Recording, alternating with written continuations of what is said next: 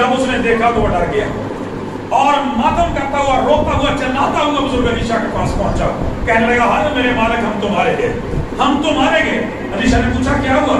کہنے لگا ذرا باہر جا کے دیکھیے، سارے شہر کا محاصرہ کر لیا گیا، آرام کی فوجوں کے جتھوں کے جتھے اکٹھے ہو گئے ہیں جو ہمیں ماریں گے اور نہ ہم بچ سکتے ہیں نہ ہم بچ سکتے ہیں۔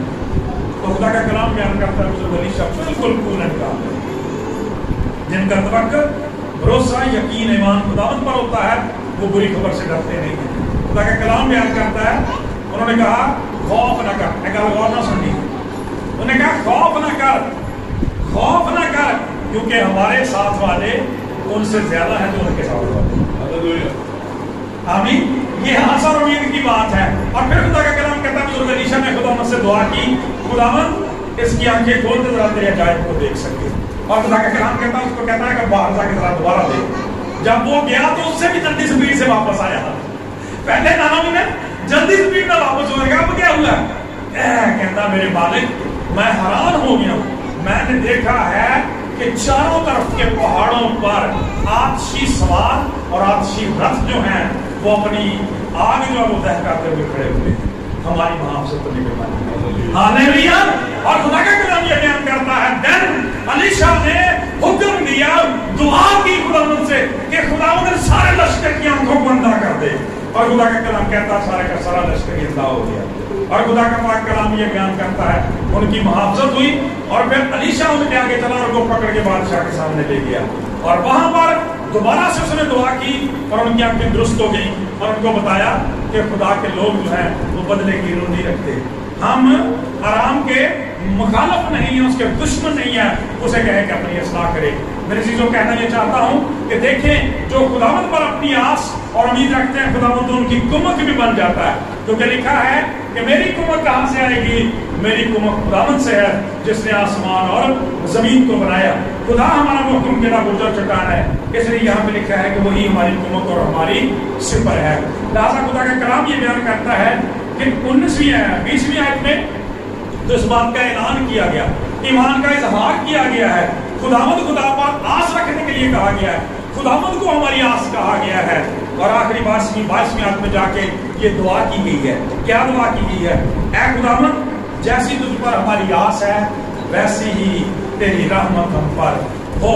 میرا مطلب یہ کہنے کا کہ اگر ہم چاہتے ہیں کہ خدا کی رحمت، اس کی شفقت، محبت اور مہربانی ہم پر ہو، تو ہمارا ٹوٹل انحصار جو ہے وہ ہمیں خداوند پر ہونا چاہیے، ٹوٹلی ہمیں خداوند پر ڈیپینڈنٹ ہونا چاہیے، خداوند کی طرف ہمیں دیکھنے کی ضرورت ہے۔ یقیناً میرے چیزوں خداوند ہماری دعاؤں کا سننے والا، ان کا جواب دینے والا ہے، اچھا خدا۔ اسی قوم کی تاریخ دیکھیں، کتنی دفعہ خدا کا کلام یہ بیان کرتا ہے کہ جو غلامی میں گئے، کتنے بادشاہوں نے ان کو گھیرا ڈالا ہے، لیکن خداوند نے ان کی آس اور امید کو کبھی توڑا نہیں ہے، بلکہ خدا کا کلام کہتا ہے ہمیشہ پورا کیا، اور خدا کے نام کو عزت اور جلال ملا۔ جب ہم خداوند یسوع مسیح کی زندگی کو دیکھتے ہیں تو یہ بات اور یقینی ہو جاتی ہے، اس لیے کہ یہ صلیب کا نشان جو ہے، خالی صلیب جو ہے اور خالی قبر جو ہے، وہ ہماری آس اور امید کو مضبوط کرنے کے لیے ہی دنیا میں رکھی گئی ہے، کیونکہ خدا کا کلام یہ بیان کرتا ہے یسوع مسیح نے یہی آس اور امید ہمیں دلاتے ہوئے کہا تھا کہ تمہارا دل نہ گھبرائے، میں دنیا کے آخر تک ہمیشہ کیا ہوں، تمہارے ساتھ ہوں، میں تمہیں یتیم نہیں چھوڑوں گا۔ اور آج وعدہ کرتا ہے خدا کا کلام یہ بیان کرتا ہے میرے عزیزو، خدا کے کلام میں لکھا ہے کہ جہاں دو یتیم خداوند کے نام پہ جمع ہو جاتے ہیں، خداوند ان کے بیچ میں ہے۔ یہی آس اور امید کی بات ہے کہ خداوند نے وعدہ کیا کہ اگر کوئی میرے نام سے زمین پر، خدا کا کلام کہتا ہے جس برکت کے لیے دو لوگ بھی متفق ہو جائیں، دو لوگ بھی احساس امید سے خداوند کے حضور اس بات کو رکھیں، وہ ان کے لیے ہو جاتی ہے۔ اس کے باندھے کو کوئی کھول نہیں سکتا اور اس کے کھولنے کو کوئی باندھ نہیں سکتا۔ لہٰذا ہمیں خداوند پر آس اور امید رکھنے کی ضرورت ہے۔ بہت ساری باتیں اس تعلق سے ہم خدا کے کلام میں سے سیکھ سکتے ہیں۔ مقصد یہی کہنا چاہتا ہوں کہ آج ہمیں اپنے آپ کو، اپنے ایمان کو، اپنے توکل اور بھروسے کو جج کرنے کی ضرورت ہے۔ بہت دفعہ ہمارا توکل جو ہے وہ خداوند کی بجائے ساری مسائل پر ہو جاتا ہے، روپے پیسے پر، دولت پر ہو جاتا ہے، انسانوں پر ہو جاتا ہے میرے عزیزو۔ لیکن خدا کا کلام یہ بیان کرتا ہے کہ ملعون ہے وہ آدمی جس کا توکل آدمی پر یا انسان پر ہے، اور مبارک ہے وہ آدمی جس کا توکل خداوند پر ہے۔ हालेलुया।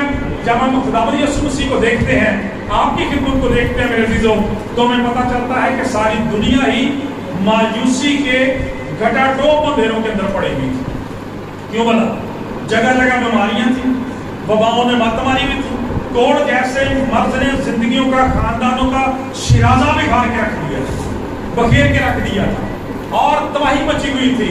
खुदा का कलाम कहता है ये नामुराद और लाइलाज मर्ज था कोरोना की तरह से, जिसने जिंदगियों का सुकून बर्बाद कर दिया। तरह तरह की वबाओं ने, बीमारियों ने इंसान को घेर रखा था। खुदा का कलाम कहता है बदहाली ने इंसानों का बेड़ा गर्क कर दिया था। खुदा का कलाम कहता है बीमारियों ने जिंदगी अजीरन कर दी थी और खानदानी तफरकात और बेचैनियां जो थी उन्होंने खानदानी निजाम को तबाह बर्बाद करके रख दिया। चुनांचे इंसान की इंतहाई ज्यादा मायूस नजर आता है।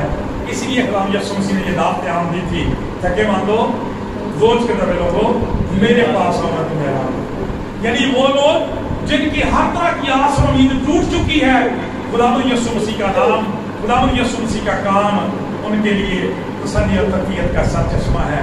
इसलिए आपने कहा था खुदावंद का रूह मुझ पर है, उसने मुझे मसा किया कि मैं गरीबों को खुश करूं, कैदियों को रहाई दूं, अंधों को बहनाई दूं, कुचले हुओं को आजाद करूं और खुदावंद के साले मकबूल की मदद करूं।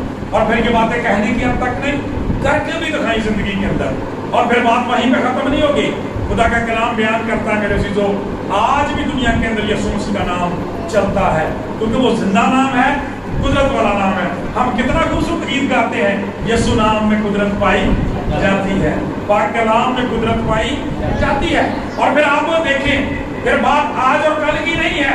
आप किसी इंसान पर तवक्कल करते हैं, आप किसी इंसान पर तवक्कल करते हैं, वक्त हालात पर तवक्कल करते हैं, देवता पर, किसी और चीज पर तवक्कल करते हैं, आपको मायूसी हो सकती है, लेकिन खुदावंद किसी की आस को तोड़ता है। जरा आप उस शख्स को ही देख लें, उस बेटी को देख लें कि 12 साल से वो अज़ियत का शिकार था। उस शख्स को देख लें 38 साल से मुसीबत का शिकार था, लेकिन आस और उम्मीद खुदावंद पर रखी और मिलाकर खुदावंद ने उसे मायूस नहीं किया। हालेलुया।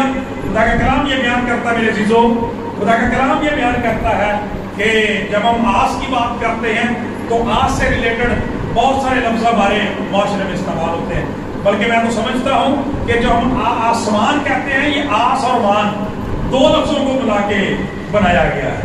यानी वो जगह यहाँ पर हमारी आस और उम्मीद जो है वो ठहर जाती है।